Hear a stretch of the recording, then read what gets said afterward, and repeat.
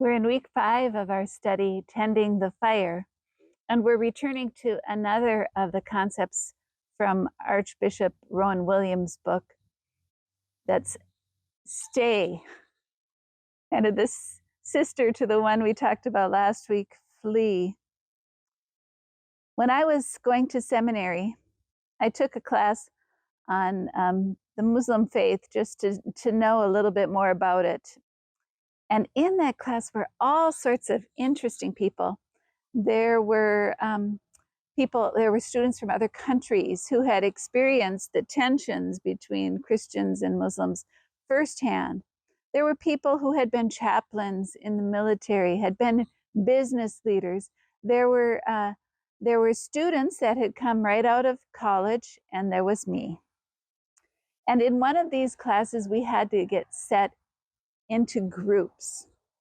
And I was really excited, thinking that I might get to be in a group with some of these interesting people, and found out that the group that I was in was 3 people that kind of knew each other pretty well. And all of them had come right out of college into seminary, really with very little life experiences, and people that didn't necessarily think I had much to say either. As a returning mom, a stay-at-home mom, I was masquerading as a seminary student. I had insecurities in my heart, and these students just reinforced those insecurities. And in the conversations, I felt, maybe I was projecting, I felt like they were not listening to me. They were not valuing anything I had to say. I wanted to run away. And I just couldn't wait until the next class when we would be in different groups. And the next class came, and the professor said, I decided these are going to be the groups we have for the entire semester. Now, perhaps I should have read these books on the desert monastics before that, because all I could think was, poor me, being with these people who didn't really care what I had to say. They were probably thinking something similar about me. The desert monastics say those are exactly the times that you need to stay. Those are exactly the times when it is difficult and you want to leave, that you need to stay. Now, they aren't talking about times when somebody is in true danger. So I want to make sure that no one interprets this understanding of the desert fathers and mothers as staying in a dangerous situation. That is not it. But difficult situations where we feel a little bit put out. Those are the situations where we need to stay. And they would say that you need to stay when there is trouble, because if you leave, your neighbor might have hard feelings.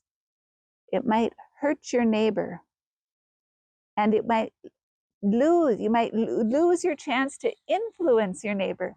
So more than lifting up yourself, your concern needed to be for your neighbor.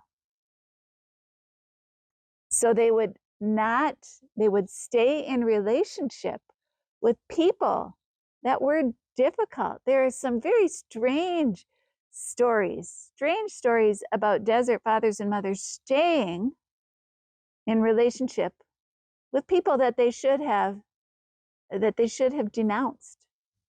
There's a couple from Abba Macarius, who we've already heard from. One time there was some robbers. He came back to his cell and found that there were some robbers there stealing all of his stuff. And instead of calling the authorities, he helped them pack up. And they took his stuff away. Another time, some robbers came and took some of his things, and the camel wouldn't leave. It was stuck. And so Abba Macarius went back into his cell and found there was still a shovel there. So he brought it out and said, "Here, he must be waiting for you to have this," and handed it to him. Just strange stories. One of my favorites is Abba Athanasius. He had a couple books of the Old and New Testament on fine parchment paper that were worth something, 18 pence. And a brother came to visit him and stole one of those books. And Abba Athanasius did not call the authorities because he was afraid that if he did, that brother would add perjury to his sin of theft. So this man, this robber, brought this book. He wanted to sell it. So he brought it to somebody who said, I really don't know what this book is worth. You say you want 16 pence for it. I don't know what it's worth, but I know someone who does. Leave it with me and I'll go find out. So he brings it to Abba Athanasius. And while he's there, finds out that yes, 16 pence is a good price, and comes back to the man and hands him his money. And he said, Abba Athanasius, I went to see him, and he told me that that was a fair price for this book. And the robber, the man who'd stolen the book, said, did he say anything else? And the seller said, or the buyer said, no, he didn't say anything else.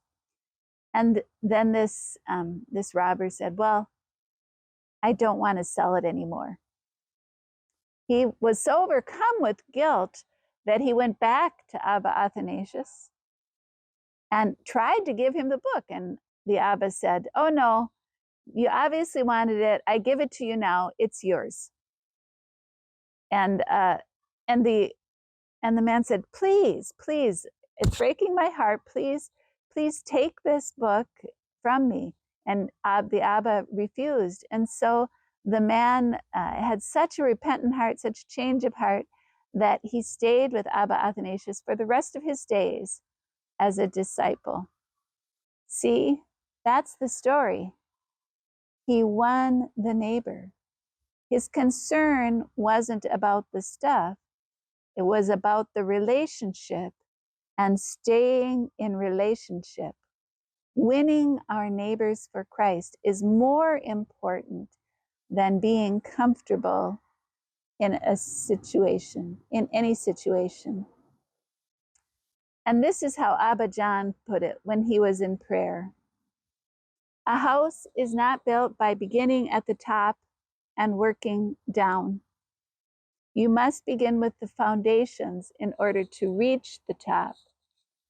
The foundation for us is our neighbor, whom we must win, and that is the place to build. For all the commandments of Christ depend on this one. Staying out of love for the neighbor, even when things are difficult, so that we may lead them to grow in Christ.